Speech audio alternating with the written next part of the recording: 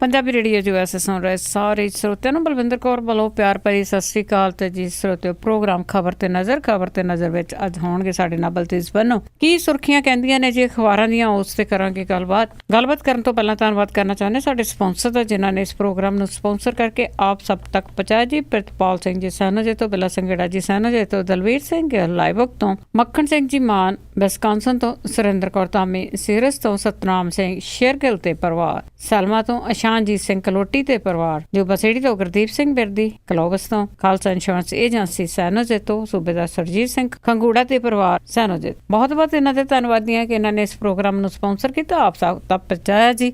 ਜੇ ਆਪ ਵੀ ਕਿਸੇ ਨੇ ਪ੍ਰੋਗਰਾਮ ਨੂੰ ਸਪਾਂਸਰ ਕਰਨਾ ਤੇ ਕਾਲ ਕਰ ਸਕਦੇ 4082725200 ਤੇ। ਸਾਡੇ ਨਾਲ ਜੁੜ ਚੁੱਕੇ ਨੇ ਬਲਤੇਜ ਪੰਨੂ ਜੀ। ਸਤਿ ਸ਼੍ਰੀ ਅਕਾਲ, ਸਵਾਗਤ ਹੈ ਜੀ। ਸਤਿ ਸ਼੍ਰੀ ਅਕਾਲ ਜੀ, ਧੰਨਵਾਦ ਜੀ, ਬਹੁਤ ਮਿਹਰਬਾਨੀ ਜੀ। ਹਾਂ, ਤੇ ਬਲਤੇਜ ਪੰਨੂ ਜੀ, ਸਭ ਤੋਂ ਪਹਿਲਾਂ ਗੱਲ ਕਰਦੇ ਹੈਗੇ ਆ ਜਿਹੜੀਆਂ ਸੁਰਖੀਆਂ ਨੇ ਕਸ਼ਮੀਰ ਬਾਰੇ। ਉੱਥੇ ਇੱਕ ਪ੍ਰੈਸ ਕਾਨਫਰੰਸ ਹੋ ਰਹੀ ਸੀਗੀ ਵਾਦੀ ਦੇ ਵਿੱਚ, ਤੇ ਹਿੰਸਾ ਦੇ ਸਵਾਲ ਤੇ ਮਹਿਬੂਬਾ ਭੜਕੀ।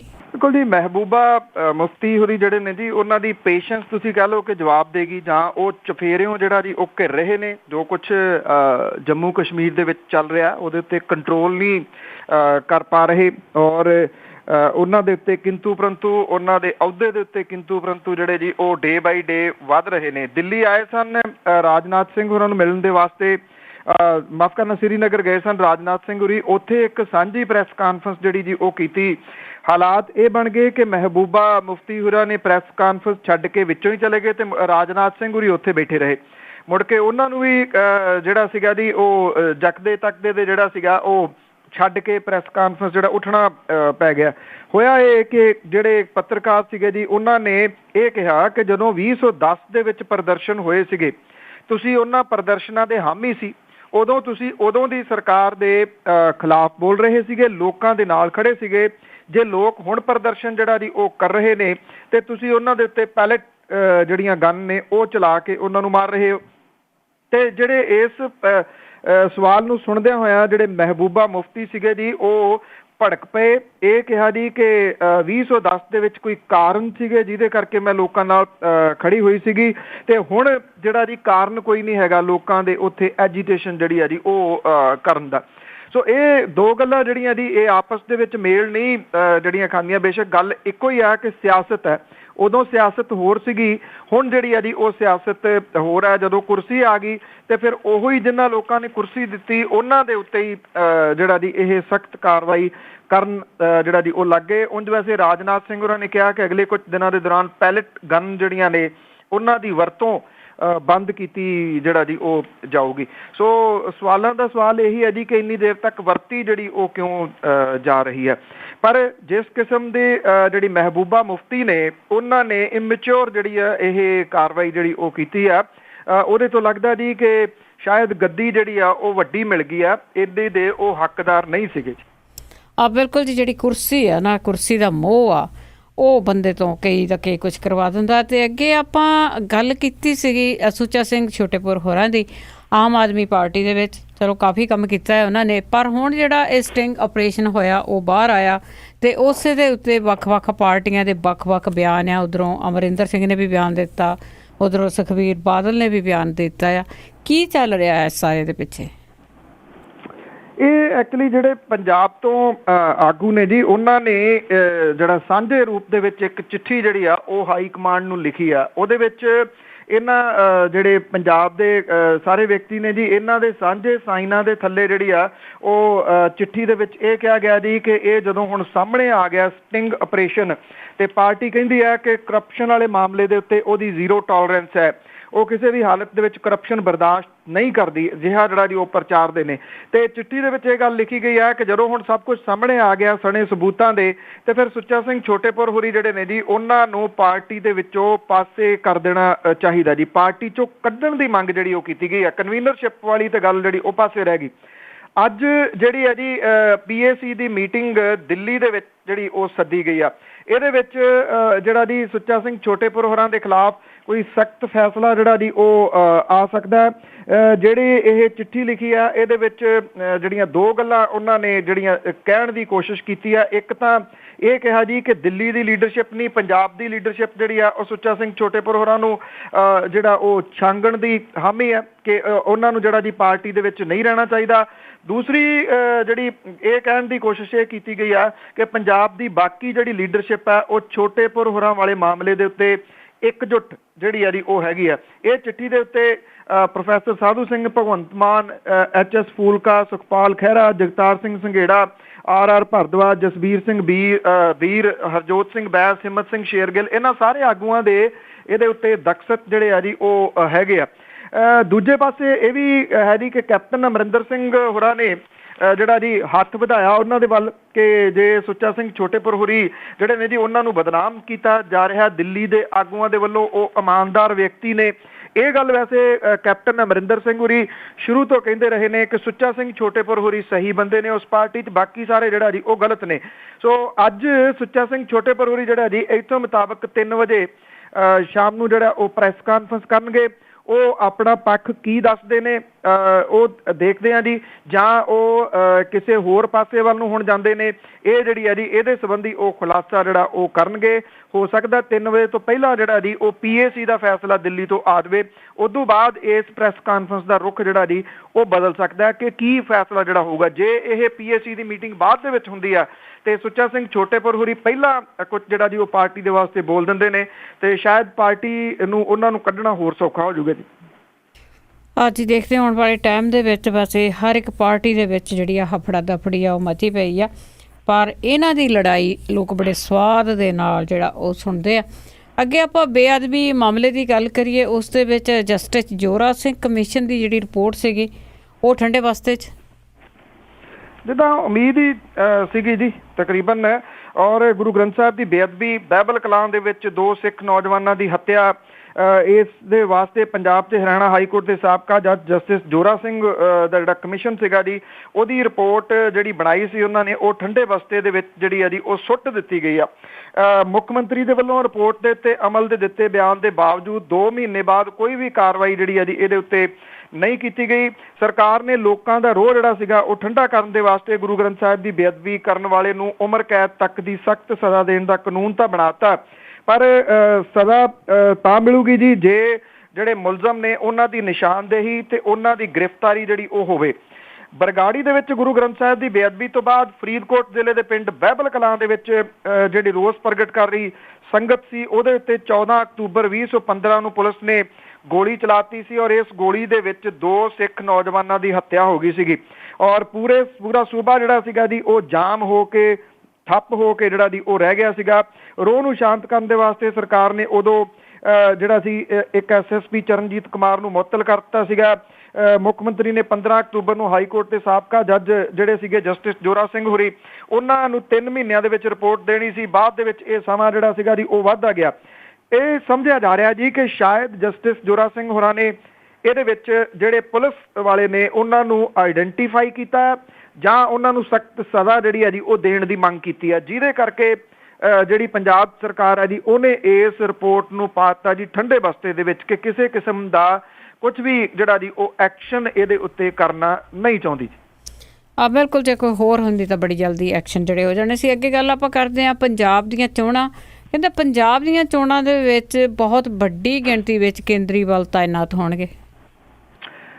ਪੰਜਾਬ ਵਿਧਾਨ ਸਭਾ ਦੀਆਂ ਚੋਣਾਂ ਦੇ ਵਿੱਚ ਜਿਹੜਾ ਜੀ ਇਹ ਤਾਇਨਾਤ ਹੋਣ ਦਾ ਜਿਹੜਾ ਪ੍ਰਮੁੱਖ ਕਾਰਨ ਉਹ ਇਹ ਹੈ ਜੀ ਕਿ ਪਿਛਲੇ ਦਿਨਾਂ ਦੇ ਵਿੱਚ ਵੀ ਜਦੋਂ ਇੱਥੇ ਦੌਰਾ ਕਰਨ ਆਈ ਸੀਗੀ ਜੀ ਟੀਮ ਜਿਹੜੀ ਚੋਣ ਕਮਿਸ਼ਨ ਦੀ, ਉਹਨੇ ਇਹ ਗੱਲ ਕਹੀ ਸੀ ਕਿ ਜਿੱਥੇ 2 ਟਰਮ ਪੂਰੀਆਂ ਹੁੰਦੀਆਂ ਨੇ ਸਰਕਾਰ ਦੀਆਂ, 2 ਟਰਮਾਂ ਦੇ ਵਿੱਚ ਸਰਕਾਰ ਜਿਹੜੀ ਉਹ ਚੱਲਦੀ ਆ, ਉੱਥੇ ਪੁਲਿਸ ਜਿਹੜੀ ਆ ਉਹ ਸਰਕਾਰ ਦੀ ਬੋਲੀ ਬੋਲਦੀ ਆ, ਜਿਹਦੇ ਕਰਕੇ ਜਿਹੜਾ ਜੀ ਇਹ ਪੈਰਾਮਿਲਟਰੀ ਫੋਰਸਿਸ ਜਿਹੜੀਆਂ ਨੇ ਉਹ ਜ਼ਿਆਦਾ ਲਾਈਆਂ ਜਾਂਦੀਆਂ ਨੇ। ਇਸ ਵਾਰੀ ਕੇਂਦਰ ਸਰਕਾਰ ਤੋਂ 520 ਕੰਪਨੀਆਂ ਜਿਹੜੀਆਂ ਜੀ ਉਹ ਮੰਗੀਆਂ ਨੇ ਔਰ ਪਿਛਲੀਆਂ ਚੋਣਾਂ ਦੇ ਵਿੱਚ ਜਿਹੜੀਆਂ ਪੈਰਾਮਿਲਟਰੀ ਫੋਰਸਿਸ ਨੇ ਉਹਨਾਂ ਦੀ ਗਿਣਤੀ 190 ਕੰਪਨੀਆਂ ਸੀਗੀ ਔਰ ਉਦੋਂ 250 ਕੰਪਨੀਆਂ ਦੀ ਮੰਗ ਭੇਜੀ ਗਈ ਸੀ ਤੇ ਮਿਲੀਆਂ 190 ਸੀਗੀਆਂ ਜੀ। ਜਿਹੜੇ ਸੰਵੇਦਨਸ਼ੀਲ ਹਲਕੇ ਨੇ ਇਸ ਵਾਰੀ ਉਹਨਾਂ ਦੀ ਗਿਣਤੀ ਵੱਧ ਗਈ ਆ। ਜਿੱਥੇ-ਜਿੱਥੇ ਗੁਰੂ ਗ੍ਰੰਥ ਸਾਹਿਬ ਦੀ ਬੇਅਦਬੀ ਦੀਆਂ ਘਟਨਾਵਾਂ ਵਾਪਰੀਆਂ ਨੇ ਜਾਂ ਫਿਰ ਧਾਰਮਿਕ ਮਾਮਲੇ ਦੇ ਉੱਤੇ ਕੋਈ ਘਟਨਾ ਵਾਪਰੀ ਹੈ, ਉਹਨਾਂ ਨੂੰ ਅਤ ਸੰਵੇਦਨਸ਼ੀਲ ਹਲਕਿਆਂ ਦੇ ਵਿੱਚ ਸ਼ਾਮਲ ਕੀਤਾ ਗਿਆ। ਜਿਹੜੇ ਸਰਹੱਦੀ ਜ਼ਿਲ੍ਹੇ ਨੇ ਉਹਨਾਂ ਦੇ ਵਿੱਚ ਪੈਰਾਮਿਲਟਰੀ ਫੋਰਸਿਸ ਦੀ ਜ਼ਿਆਦਾ ਤਾਇਨਾਤੀ ਜਿਹੜੀ ਹੈ ਜੀ ਉਹ ਹੋਊਗੀ। ਅਕਤੂਬਰ ਦੇ ਪਹਿਲੇ ਹਫ਼ਤੇ ਪੰਜਾਬ ਦੇ ਵਿੱਚ ਮੁੱਖ ਚੋਣ ਕਮਿਸ਼ਨਰ ਜਿਹੜੇ ਉਹ ਆ ਰਹੇ ਨੇ ਔਰ ਪਹਿਲੀ ਵਾਰੀ ਜਿਹੜੀਆਂ ਜੀ ਵੋਟਰ ਵੈਰੀਫਾਇਰ ਪੇਪਰ ਆਡਿਟ ਟਰਾਇਲ ਜਿਹੜੀਆਂ ਦੀ ਵੀਵੀਪੈਟ ਮਸ਼ੀਨ ਜਿਹੜੀ ਆ ਉਹ ਪੰਜਾਬ ਦੇ ਵਿੱਚ ਆ ਰਹੀ ਹੈ। ਇਹ 2200 ਜਿਹੜੀਆਂ ਵੀਵੀਪੈਟ ਮਸ਼ੀਨਾਂ ਨੇ ਉਹ ਪੰਜਾਬ ਦੇ ਵਿੱਚ ਲਾ ਕੇ ਤਜਰਬਾ ਜਿਹੜਾ ਜੀ ਉਹ ਕੀਤਾ ਜਾਊਗਾ। ਇਹਦੇ ਜਿਹੜੀ ਹੈ ਜੀ ਇਹ EVM ਜਿਹੜੀ ਮਸ਼ੀਨ ਆ ਨਵੀਂ, ਇਹਦੀ ਖਾਸੀਅਤ ਇਹ ਹੋਊਗੀ ਕਿ ਜਦੋਂ ਵੋਟਰ ਆਪਣੀ ਵੋਟ ਪਾਉਂਦਾ ਤਾਂ ਇਹ ਦੱਸ ਦੂਗੀ ਜੀ ਉੱਤੇ ਸਕਰੀਨ ਦੇ ਉੱਤੇ ਕਿ ਵੋਟ ਕਿਹਨੂੰ ਪਈ ਹੈ, ਭਾਵ ਕਿ ਜੇ ਕਿਸੇ ਨੂੰ ਸ਼ੱਕ ਹੈ ਕਿ ਉਹਦੀ ਵੋਟ ਗਲਤ ਜਗ੍ਹਾ ਦੇ ਉੱਤੇ ਚਲੇ ਗਈ ਆ ਤਾਂ ਇਹ ਉਹਨੂੰ ਜਿਹੜਾ ਜੀ ਉਹ ਦੱਸ ਦੇਊਗੀ। ਸੋ ਜਿਹੜੀਆਂ ਸਰਗਰਮੀਆਂ ਨੇ ਜੀ ਚੋਣ ਕਮਿਸ਼ਨ ਨੇ ਆਪਣੀਆਂ ਉਹ ਕਾਫੀ ਤੇਜ਼ ਜਿਹੜੀਆਂ ਜੀ ਉਹ ਕਰ ਦਿੱਤੀਆਂ ਨੇ ਔਰ ਜਿਹੜੇ ਹਥਿਆਰਾਂ ਦੇ ਲਾਇਸੈਂਸ ਨੇ ਉਹਨੂੰ ਵੰਡਣ ਵਾਲੇ ਮਾਮਲੇ ਦੇ ਵਿੱਚ ਸੰਜਮ ਵਰਤਣ ਦੇ ਵਾਸਤੇ ਡਿਪਟੀ ਕਮਿਸ਼ਨਰ ਨੂੰ ਹਦਾਇਤ ਜਿਹੜੀ ਆ ਜੀ ਉਹ ਦੇ ਦਿੱਤੀ ਆ। ਹਰ ਵਿਧਾਨ ਸਭਾ ਹਲਕੇ ਦੇ ਵਿੱਚ ਅਬਜ਼ਰਵਰ ਲਾਉਣ ਦੀ ਤਿਆਰੀ ਜਿਹੜੀ ਉਹ ਹੋ ਗਈ ਆ। ਪਿਛਲੀਆਂ ਚੋਣਾਂ ਦੇ ਵਿੱਚ 2-2 ਜਾਂ ਫਿਰ 3-3 ਹਲਕਿਆਂ ਤੇ ਇੱਕ ਅਬਜ਼ਰਵਰ ਸੀਗਾ, ਜਦੋਂ ਕਿ ਇਸ ਵਾਰੀ ਹਰ ਵਿਧਾਨ ਸਭਾ ਹਲਕੇ ਦੇ ਵਿੱਚ ਡਿਫਰੈਂਟ ਅਬਜ਼ਰਵਰ ਜਿਹੜਾ ਜੀ ਉਹ ਹੋਊਗਾ। ਔਰ ਇਹ ਵੀ ਦੱਸਿਆ ਗਿਆ ਜੀ ਕਿ ਜੇ ਕੋਈ ਵਿਅਕਤੀ ਪੈਸੇ ਦਿੰਦਾ ਕਿਸੇ ਨੂੰ ਕੈਚ ਕਰ ਲੈਂਦਾ, ਸ਼ਰਾਬ ਵੰਡਦਾ ਜਿਹੜਾ ਜੀ ਉਹ ਕੈਚ ਕਰ ਲੈਂਦਾ ਵੀਡੀਓ ਦੇ ਵਿੱਚ, 1 ਮਿੰਟ ਦੀ ਵੀਡੀਓ ਜਿਹੜੀ ਹੈ ਜੀ ਇੱਕ WhatsApp ਨੰਬਰ ਦਿੱਤਾ ਜਾਊਗਾ, ਉਹਦੇ ਉੱਤੇ ਭੇਜੀ ਜਾ ਸਕਦੀ ਹੈ ਔਰ ਉਹਦੇ ਉੱਤੇ ਘੰਟੇ ਦੇ ਵਿੱਚ ਐਕਸ਼ਨ ਜਿਹੜਾ ਜੀ ਉਹ ਕਰਨ ਦੀ ਗੱਲ ਚੋਣ ਕਮਿਸ਼ਨ ਜਿਹੜਾ ਉਹ ਕਹਿ ਰਿਹਾ ਜੀ। ਦੇਖੋ ਜੀ ਚੋਣ ਕਮਿਸ਼ਨ ਆਹੋ ਕਿੰਨਾ ਨਿਰਪੱਖ ਹੋਊਗਾ। ਤੇ ਅੱਗੇ ਆਪਾਂ ਗੱਲ ਕਰਦੇ ਜੀ ਸਾਰੀਆਂ ਪਾਰਟੀਆਂ ਦੀਆਂ ਜਿੰਨੀਆਂ ਵੀ ਪੋਲੀਟੀਕਲ ਪਾਰਟੀਆਂ ਆ ਉਹਨਾਂ ਦੇ ਵਿੱਚ ਟਿਕਟਾਂ ਦੇ ਚਾਹਵਾਨ ਆ, ਉਹਨਾਂ ਨੇ ਆਪਣੇ ਹਲਕਿਆਂ ਦੇ ਮੁੱਖ ਮਾਰਗਾਂ ਤੇ ਫਲੈਕਸ ਪੋਸਟਰ ਲਾਏ। ਇਹ ਜਿਹੜਾ ਫਲੈਕਸ ਕਲਚਰ ਹੈ ਨਾ ਜੀ, ਇਹ ਜਿਹੜਾ ਪੰਜਾਬ ਦਾ ਗੋਡਾ ਕਲਚਰ ਹੈ ਇਹ ਉਹਦਾ ਇੱਕ ਪਾਰਟ ਜਿਹੜਾ ਉਹ ਕਿਹਾ ਜਾ ਸਕਦਾ ਜੀ। ਗੋਡਾ ਕਲਚਰ ਇਸ ਕਰਕੇ ਮੈਂ ਉਹਨੂੰ ਕਹਿੰਦਾ ਜੀ ਕਿ ਉਹਦੇ ਵਿੱਚ ਨਾ ਜਿਹੜੇ ਰਾਜਨੀਤਿਕ ਲੋਕ ਨੇ ਉਹ ਆਪਣੇ ਭੱਲ ਬਣਾਉਣ ਦੇ ਵਾਸਤੇ, ਟਿਕਟ ਲੈਣ ਦੇ ਵਾਸਤੇ ਇਹ ਜਿਹੜਾ ਜੀ ਆਪਣੇ ਤੋਂ ਅੱਧੀ ਉਮਰ ਦੇ ਜਿਹੜੇ ਨੇ ਜੀ ਉਹਨਾਂ ਦੇ ਗੋਡਿਆਂ ਦੇ ਹੱਥ ਜਿਹੜਾ ਜੀ ਉਹ ਲਾਈ ਜਾਂਦੇ ਨੇ। ਉਸੇ ਕਿਸਮ ਦਾ ਇਹ ਫਲੈਕਸ ਕਲਚਰ ਜਿਹੜਾ ਜੀ ਉਹ ਪੰਜਾਬ ਦੇ ਵਿੱਚ ਆ ਗਿਆ। ਚਾਪਲੂਸੀ ਹੈ ਜੀ ਇਹ, ਔਰ ਚਾਪਲੂਸੀ ਜਿਹੜੀ ਆ ਇਸ ਲੈਵਲ ਤੱਕ ਚਲੇਗੀ ਆ ਕਿ ਪੰਜਾਬ ਦੇ ਮੁੱਖ ਜਿਹੜੇ ਮਾਰਗ ਨੇ ਉਹ ਤਾਂ ਢੱਕ ਹੀ ਦਿੱਤੇ ਜੀ। ਸ਼ਹਿਰਾਂ ਦੇ ਵਿੱਚ ਤੁਸੀਂ ਵੜ ਜਾਓ, ਚੌਂਕਾਂ ਦੇ ਵਿੱਚ ਇੰਨੀਆਂ ਫਲੈਕਸਿਸ ਨੇ ਜਿਹੜੀਆਂ ਜੀ ਹੁਣ ਜਿਹੜੀਆਂ ਨਿਗਮ ਨੇ ਉਹ ਕੀ ਕਰਦੀਆਂ ਨੇ, ਕਾਰਵਾਈ ਕਰਦੀਆਂ ਨੇ। ਜਿਹੜੀ ਸੱਤਾਧਾਰੀ ਆ ਉਹਦੀ ਫਲੈਕਸ ਜਿਹੜੀ ਆ ਉਹ ਨਹੀਂ ਪਾੜੀ ਜਾਂਦੀ, ਦੂਜੀਆਂ ਜਿਹੜੀਆਂ ਜੀ ਉਹ ਚੁੱਕ ਕੇ ਲੈ ਜਾਂਦੇ ਨੇ। ਫਲੈਕਸਾਂ ਦੇ ਉੱਤੇ ਕਈ ਕਿਸਮ ਦੀਆਂ ਜਿਹੜੀਆਂ ਜੀ ਕਈ ਕੁਛ ਲਿਖਿਆ ਵੀ ਜਿਹੜਾ ਉਹ ਜਾਂਦਾ, ਜਿਹੜਾ ਕਿ ਕਈ ਵਾਰੀ ਹਾਸੋਹੀਣੀ ਸਥਿਤੀ ਵੀ ਪੈਦਾ ਕਰਨ ਦਾ। ਪਰ ਫਲੈਕਸਾਂ ਲਾਉਣ ਵਾਲੇ ਕਿਉਂਕਿ ਸਸਤਾ ਇਹ ਸਮਾਨ, ਉਹ ਹਟਦੇ ਨਹੀਂ ਜੀ, ਉਹ ਟਲਦੇ ਨਹੀਂਗੇ। ਇਹਦੇ ਵਿੱਚ ਕੋਈ ਪਾਰਟੀ ਜਿਹੜੀ ਆ ਉਹ ਪਿੱਛੇ ਨਹੀਂ ਹੈ, ਨਾ ਕਾਂਗਰਸ, ਨਾ ਅਕਾਲੀ ਦਲ, ਨਾ ਆਮ ਆਦਮੀ ਪਾਰਟੀ ਵਾਲੇ ਜਿਹੜੇ ਜੀ ਉਹ ਫਲੈਕਸਾਂ ਦੇ ਹੜ ਜਿਹੜੇ ਨੇ ਉਹ ਉਹਨਾਂ ਨੇ ਪੰਜਾਬ ਦੇ ਵਿੱਚ, ਪੰਜਾਬ ਦੇ ਸ਼ਹਿਰਾਂ ਦੇ ਵਿੱਚ ਮੁੱਖ ਮਾਰਗਾਂ ਦੇ ਉੱਤੇ ਹੜ ਜਿਹੜੇ ਆ ਜੀ ਉਹ ਲਿਆਂਦੇ ਪਏ ਨੇ। ਤੁਸੀਂ ਕਿਸੇ ਏਰੀਆ ਦੇ ਵਿੱਚ ਨਿਕਲ ਜਾਓ, ਪਿਛਲੇ ਦਿਨੀ ਫਿਰੋਜ਼ਪੁਰ ਡਿਸਟ੍ਰਿਕਟ ਦੇ ਵਿੱਚ ਜਾਣ ਦਾ ਜਿਹੜਾ ਦੀ ਮੌਕਾ ਸੀਗਾ, ਤਾਂ ਜ਼ੀਰਾ ਵਾਲੀ ਜਿਹੜੀ ਸਾਈਡ ਹੈ ਉੱਥੇ ਜਿਹੜੇ ਟਿਕਟੂ ਨੇ, ਟਿਕਟਾਂ ਦੇ ਚਾਹਵਾਨ ਨੇ, 14 ਜਣਾ 15-15 ਨੇ ਜੀ ਇੱਕ ਹਲਕੇ ਦੇ ਵਿੱਚ। ਨੇਰੀ ਲਿਆਂਦੀ ਪਈ ਹੈ ਜੀ ਫਲੈਕਸਾਂ ਦੀ, ਜਿੱਧਰ ਜਿਹੜੀ ਪਾਸੇ ਤੁਸੀਂ ਨਿਗਾਹ ਮਾਰੋ ਜੀ ਫਲੈਕਸਾਂ ਜਿਹੜੀਆਂ ਉਹ ਲਾ ਕੇ ਦੱਸਣ ਦੀ ਕੋਸ਼ਿਸ਼ ਕੀਤੀ ਗਈ ਆ ਕਿ ਸਭ ਤੋਂ ਫੇਮਸ ਜਿਹੜੇ ਆ ਜੀ ਉਹ ਅਸੀਂ ਆ ਇਸ ਹਲਕੇ ਦੇ ਵਿੱਚ, ਬਾਕੀ ਤਾਂ ਉਹ ਹੀ ਜਿਹੜੇ ਆ ਜੀ ਉਹ ਤੁਰੇ ਫਿਰਦੇ ਆ। ਸੋ ਗੋਡਾ ਕਲਚਰ ਦਾ ਸੈਕੰਡ ਪਾਰਟ ਹੈ ਜੀ ਇਹ ਫਲੈਕਸ ਕਲਚਰ। ਜੀ ਜੀ ਬਿਲਕੁਲ, ਹਜੇ ਹੋਰ ਵਧੂਗਾ। ਤੇ ਅੱਗੇ ਆਪਾਂ ਗੱਲ ਕਰਦੇ ਹਾਂ ਜੀ, ਅੱਜ ਇਹਨਾਂ ਨੇ ਮੁਲਕ ਨੂੰ ਵੰਡਿਆ, ਭਾਰਤ ਪਾਕ ਬਣਾਇਆ, ਉਹਨਾਂ ਨੇ ਅਜਾਇਬ ਘਰ ਲਈ ਬਰਤਾਨੀਆ ਨੇ ਮਦਦ ਕਰਨੀ ਹੈ ਜੀ, ਇੱਕ ਯਾਦਗਾਰ ਬਣਾਉਣੀ ਹੈ। ਇਹ ਬੜੀ ਅਜੀਬੋ ਗਰੀਬ ਗੱਲ ਹੀ ਹੈ ਜੀ ਕਿ art and culture heritage trust ਵੱਲੋਂ ਅੰਮ੍ਰਿਤਸਰ ਦੇ ਵਿੱਚ ਭਾਰਤ ਪਾਕਿਸਤਾਨ ਵੰਡ ਦੀ ਤਰਾਸਦੀ ਬਾਰੇ ਜਿਹੜਾ ਅਜਾਇਬ ਘਰ ਹੈ ਉਹਨੂੰ ਬ੍ਰਿਟਨ ਦੇ ਵੱਲੋਂ ਹਰ ਸੰਭਵ ਸਹਿਯੋਗ ਜਿਹੜਾ ਜੀ ਉਹ ਦਿੱਤਾ ਜਾਊਗਾ।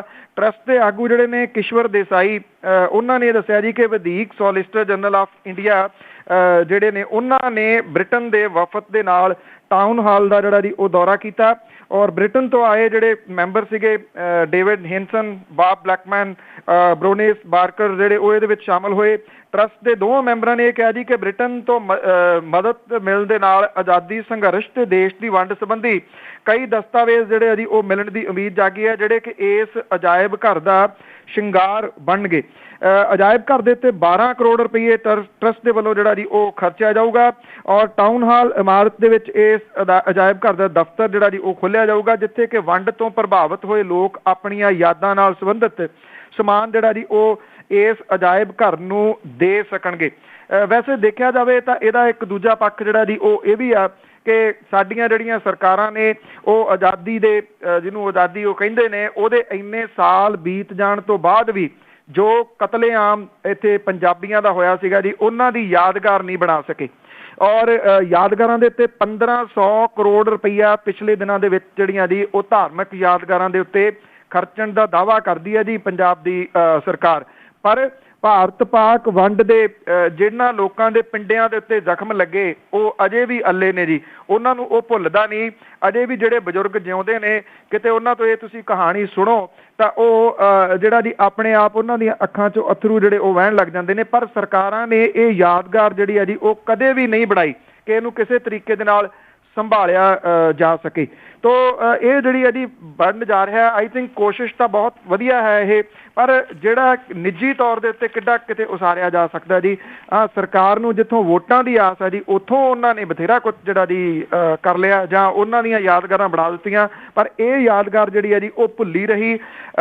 ਇਹ ਵੀ ਪਿਛਲੇ ਸਮੇਂ ਦੇ ਦੌਰਾਨ ਜਿਹੜਾ ਜੀ ਉਹ ਚੱਲਦਾ ਰਿਹਾ।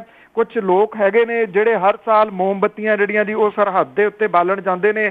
ਯਾਦਗਾਰ ਦੀ ਮੰਗ ਤਾਂ ਇਹ ਵੀ ਉੱਠਦੀ ਰਹੀ ਆ ਕਿ ਪੋਰਸ ਦੀ ਯਾਦਗਾਰ ਵੀ ਜਿਹੜੀ ਹੈ ਜੀ ਇੱਥੇ ਬਣਾਈ ਜਾਣੀ ਚਾਹੀਦੀ ਹੈ, ਜਿਹੜਾ ਕਿ ਪਹਿਲਾ ਪੰਜਾਬੀ ਰਾਜਾ ਹੋਇਆ ਸੀਗਾ ਉਹਦੀ ਔਰ ਉਦੋਂ ਬਾਅਦ 47 ਵਾਲੀ, ਇਹਨਾਂ ਦੋਨਾਂ ਯਾਦਗਾਰਾਂ ਦੀ ਮੰਗ ਹੀ ਹੁੰਦੀ ਰਹੀ ਹੈ, ਪਰ ਕਦੀ ਕਿਸੇ ਨੇ ਕੰਨ ਨਹੀਂ ਧਰਿਆ ਇਹਦੇ ਤੇ। ਬਿਲਕੁਲ ਜੀ, ਹੁਣ ਵੰਡ ਕਰਨ ਵਾਲੇ ਆ ਜਿਹੜੇ ਉਹ ਮੱਲ ਮਿਲਾਉਣਗੇ। ਅੱਗੇ ਆਪਾਂ ਗੱਲ ਕਰਦੇ ਹਾਂ ਜੀ, ਪੰਜਾਬ ਸਰਕਾਰ ਨੇ ਇੱਕ ਬੈਨਾਂ ਤੋਰੀਆਂ ਸੀਗੀਆਂ ਜਿਨ੍ਹਾਂ ਨੇ ਵਿਕਾਸ ਦੱਸਣਾ ਸੀ ਲੋਕਾਂ ਨੂੰ ਕਿ ਅਸੀਂ ਕਿੰਨਾ ਆਪਣਾ ਵਿਕਾਸ ਕੀਤਾ ਜੀ ਪਿਛਲੇ 9 ਸਾਲਾਂ ਦੇ ਵਿੱਚ, ਪਰ ਹੁਣ ਕਹਿੰਦੇ ਪੰਜਾਬ ਸਰਕਾਰ ਨੇ ਇੱਕ ਕਿਤਾਬਚਾ ਛਾਪਣਾ ਜੀ 20 ਕਰੋੜ ਲਾ ਕੇ, ਉਹਦੇ ਰਾਹੀਂ ਦੱਸਣਾ ਵਿਕਾਸ ਕਿੰਨਾ ਹੋਇਆ।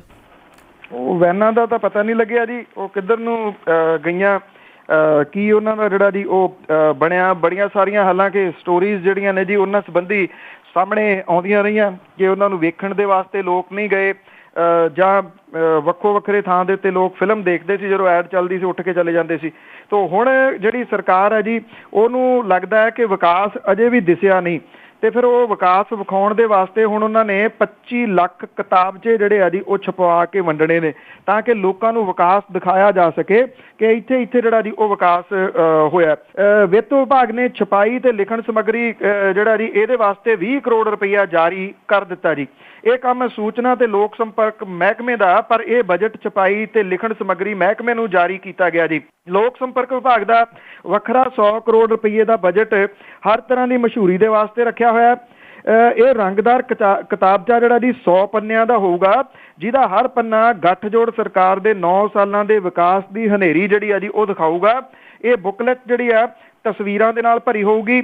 ਮੁੱਖ ਤੌਰ ਦੇ ਉੱਤੇ ਪੰਜਾਬੀ ਭਾਸ਼ਾ ਦੇ ਵਿੱਚ ਇਹਨੂੰ ਛਾਪਿਆ ਜਾਊਗਾ। ਇੰਗਲਿਸ਼ ਤੇ ਹਿੰਦੀ ਦੇ ਵਿੱਚ ਇਹਦੀ ਛਪਾਈ ਉਹ ਵੀ ਕਰਵਾਈ ਜਾਣੀ ਹੈ ਜੀ। ਛਪਾਈ ਤੇ ਲਿਖਣ ਸਮੱਗਰੀ ਵਿਭਾਗ ਨੇ ਕਿਤਾਬਚੇ ਦੀ ਛਪਾਈ ਦੇ ਵਾਸਤੇ ਟੈਂਡਰਿੰਗ ਕੀਤੀ ਸੀਗੀ, ਜਿਹਦੇ ਵਿੱਚ 5 ਫਰਮਾਂ ਨੇ ਪਹੁੰਚ ਕੀਤੀ ਸੀਗੀ। ਨਵੀਂ ਦਿੱਲੀ ਦੀ ਅਰੀਹੰਤ ਫਰਮ ਨੂੰ ਛਪਾਈ ਦਾ ਕੰਮ ਜਿਹੜਾ ਜੀ ਉਹ ਦਿੱਤਾ ਗਿਆ। ਇਸ ਫਰਮ ਨੂੰ ਲਿਖਤ ਸਮੱਗਰੀ ਲੋਕ ਸੰਪਰਕ ਵਿਭਾਗ ਦੇ ਵੱਲੋਂ ਮੁਹੱਈਆ ਜਿਹੜੀ ਆ ਉਹ ਕਰਵਾਈ ਜਾਣੀ ਹੈ। 1 ਮਹੀਨਾ ਵਿਸ਼ੇਸ਼ ਮੁਹਿੰਮ ਚਲਾ ਕੇ ਇਸ ਕਿਤਾਬਚੇ ਨੂੰ ਪਿੰਡਾਂ ਤੇ ਸ਼ਹਿਰਾਂ ਦੇ ਵਿੱਚ ਜਿਹੜਾ ਜੀ ਉਹ ਪਹੁੰਚਾਇਆ ਜਾਊਗਾ। ਗਲੇਸ ਪੇਪਰ ਦੇ ਉੱਤੇ ਜਿਹੜਾ ਜੀ ਇਹ ਤਿਆਰ ਹੋ ਰਿਹਾ ਵਿਕਾਸ।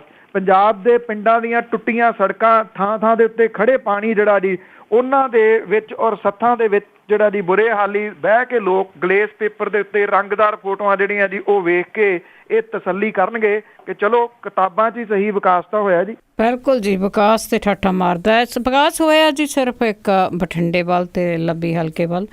ਤੇ ਅੱਗੇ ਆਪਾਂ ਮੇਰਾ ਅਖੀਰਲਾ ਸਵਾਲ ਆ ਕਿ ਚੰਡੀਗੜ੍ਹ ਦੇ ਵਿੱਚ ਇੱਕ ਕੋਟੇ ਦੇ ਮੁਲਾਜ਼ਮ ਭੇਜੇ ਜਾਂਦੇ ਜੀ ਪੰਜਾਬ ਵੱਲੋਂ, ਪਰ ਐਤਕੀ ਸਰਕਾਰ ਭੁੱਲ ਗਈ।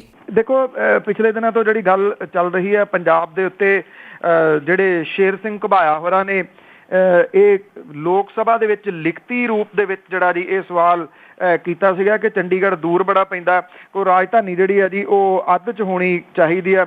ਤੋਂ ਭਾਵ ਕਿ ਉਹਦੇ ਉੱਤੋਂ ਹਰ ਹੀਲੇ ਜਿਹੜਾ ਜੀ ਉਹ ਛੱਡਿਆ ਜਾ ਰਿਹਾ ਜੀ ਆਪਣਾ ਕਬਜ਼ਾ, ਆਪਣਾ ਹੱਕ ਜਿਹੜਾ ਜੀ। ਹੁਣ ਇਹ ਹੈਰਾਨੀ ਵਾਲੀ ਗੱਲ ਹੈ ਜੀ ਕਿ ਚੰਡੀਗੜ੍ਹ ਪ੍ਰਸ਼ਾਸਨ ਦੇ ਵਿੱਚ ਪੰਜਾਬ ਦੇ ਕੋਟੇ ਤੇ ਹੱਕ ਬਣਾਈ ਰੱਖਣਾ ਪੰਜਾਬ ਸਰਕਾਰ ਦੇ ਚੇਤੇ 'ਚੋਂ ਵਿਸਰ ਗਿਆ ਜੀ। ਪੰਜਾਬ ਦੇ ਹਿੱਸੇ 2 IAS ਅਫਸਰ ਲੈਣ ਵਾਸਤੇ ਚੰਡੀਗੜ੍ਹ ਪ੍ਰਸ਼ਾਸਨ ਦੇ ਵੱਲੋਂ ਪੈਨਲ ਦਾ ਜਵਾਬ ਵੀ ਤੱਕ ਜਿਹੜਾ ਜੀ ਉਹ ਸਰਕਾਰ ਨੇ ਨਹੀਂ ਦਿੱਤਾ ਜੀ, ਲੋੜ ਹੀ ਨਹੀਂ ਸਮਝੀ। ਔਰ ਇਹ ਪਹਿਲੀ ਵਾਰ ਨਹੀਂ ਹੈ ਜਦੋਂ ਪੰਜਾਬ ਸਰਕਾਰ ਨੇ ਡੈਪੂਟੇਸ਼ਨ ਤੇ ਅਫਸਰ ਭੇਜਣ ਦੇ ਵਿੱਚ ਘੇਸਲ ਜਿਹੜੀ ਹੈ ਜੀ ਉਹ ਵੱਟੀ ਹੈ। ਚੰਡੀਗੜ੍ਹ ਪ੍ਰਸ਼ਾਸਨ ਨੂੰ ਉੱਚ ਅਫਸਰਾਂ ਦੀ ਘਾਟ ਦੇ ਨਾਲ ਜੂਝਣਾ ਪੈ ਰਿਹਾ ਜੀ। ਇੱਕ ਅਫਸਰ ਨੂੰ ਕਈ ਮਹਿਕਮਿਆਂ ਦਾ ਕੰਮ ਦੇਖਣਾ ਪੈਂਦਾ। 2 IAS ਅਫਸਰ ਆਪਣੇ ਜਿਹੜੇ ਜੀ ਪਿਤਰੀ ਰਾਜਾਂ ਨੂੰ ਚਲੇ ਗਏ ਨੇ। ਇੱਕ ਹੋਰ 31 ਅਗਸਤ ਨੂੰ ਜਾਣ ਦੀ ਜਿਹੜਾ ਤਿਆਰੀ ਦੇ ਵਿੱਚ ਹੈ। ਚੰਡੀਗੜ੍ਹ ਪ੍ਰਸ਼ਾਸਨ ਦੇ ਲਿਖਣ ਦੇ ਬਾਵਜੂਦ ਪੰਜਾਬ ਸਰਕਾਰ ਨੇ ਨਵੇਂ ਅਫਸਰਾਂ ਦੇ ਨਾਵਾਂ ਦਾ ਪੈਨਲ ਭੇਜਣ ਦੀ ਜ਼ਰੂਰਤ ਨਹੀਂ ਸਮਝੀ। ਪੰਜਾਬ ਕੇਡਰ ਦੇ IAS ਅਫਸਰ ਜਿਹੜੇ ਨੇ ਉਹ ਆਪਣੇ ਰਾਜਾਂ ਨੂੰ ਜਿਵੇਂ ਚਲੇ ਗਏ ਨੇ। ਔਰ ਪੰਜਾਬ ਕੇਡਰ ਦੀ ਇੱਕ ਹੋਰ IAS ਅਫਸਰ ਹੈ ਭਾਵਨਾ ਗਰਗ, ਉਹਦੀ ਡੈਪੂਟੇਸ਼ਨ ਦੀ ਮਿਆਦ 31 ਅਗਸਤ ਨੂੰ ਪੂਰੀ ਹੋ ਰਹੀ ਹੈ। ਔਰ ਉਹਦੇ ਕੋਲੇ 9 ਵਿਭਾਗ ਨੇ, ਉਹ ਛੁੱਟੀ ਦੇ ਉੱਤੇ ਜਿਹੜਾ ਜੀ ਉਹ ਚੱਲ ਰਹੇ ਨੇ। ਇਹਨਾਂ ਅਫਸਰਾਂ ਦੇ ਕੋਲ 17 ਜਿਹੜੇ ਉਹ ਮਹਿਕਮੇ ਨੇ।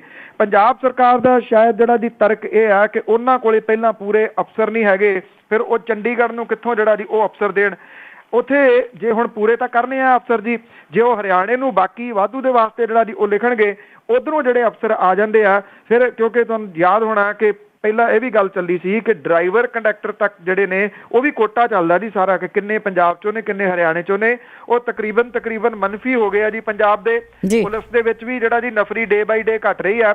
ਤੇ ਹੁਣ ਇਹ ਅਫਸਰਾਂ ਵਾਲੇ ਮਾਮਲੇ ਦੇ ਉੱਤੇ ਵੱਟੀ ਜਿਹੜੀ ਘੇਸਲ ਆ ਉਹਨੇ ਇੱਕ ਨਵਾਂ ਜਿਹੜਾ ਜੀ ਇਹ ਸਾਹਮਣੇ ਲਿਆ ਦਿੱਤਾ ਕਿ ਸਰਕਾਰ ਜਿਹੜੀ ਹੈ ਜੀ ਉਹ ਇਸ ਗੱਲ ਦੀ ਕੇਅਰ ਹੀ ਨਹੀਂ ਕਰਦੀ ਕਿ ਉਹਨਾਂ ਦੇ ਕੋਲੋਂ ਪੈਨਲ ਜਿਹੜਾ ਜੀ ਉਹ ਮੰਗਿਆ ਗਿਆ, ਉਹਨਾਂ ਕੋਲ ਅਫਸਰਾਂ ਦੇ ਨਾਮ ਮੰਗੇ ਗਏ ਨੇ ਪਰ ਭੇਜੇ ਹੀ ਨਹੀਂ ਗਏ ਜੀ। ਔਰ ਅਫਸਰ ਤਾਂ ਵਿਚਾਰੇ ਹੋਰ ਕੰਮਾਂ ਦੇ ਵਿੱਚ ਹੀ ਲਾਏ ਹੋਏ ਆ। ਅਖੀਰ ਵਿੱਚ ਅੱਜ ਨਵਾਂ ਕਿ ਭਿੜ ਪਏ ਰਾਜੇ ਤੇ ਰਾਣੀਆਂ ਜੈਪੁਰੀਏ, ਹੋਟਲ ਮੱਲਣ ਨੂੰ ਲੱਗੀ ਹੈ ਰੇਸ਼ਮੀਆਂ। ਭਿੜ ਪਏ ਰਾਜੇ ਤੇ ਰਾਣੀਆਂ ਜੈਪੁਰੀਏ, ਹੋਟਲ ਮੱਲਣ ਨੂੰ ਲੱਗੀ ਹੈ ਰੇਸ਼ਮੀਆਂ। ਰਾਜਕੁਮਾਰੀ ਤੇ ਆਖੇ ਪਈ ਰਾਜ ਮਾਤਾ, ਪਹੁੰਚੀ ਅਸਾਂ ਦੇ ਮਾਣ ਲਈ ਠੇਸਮੀਆਂ।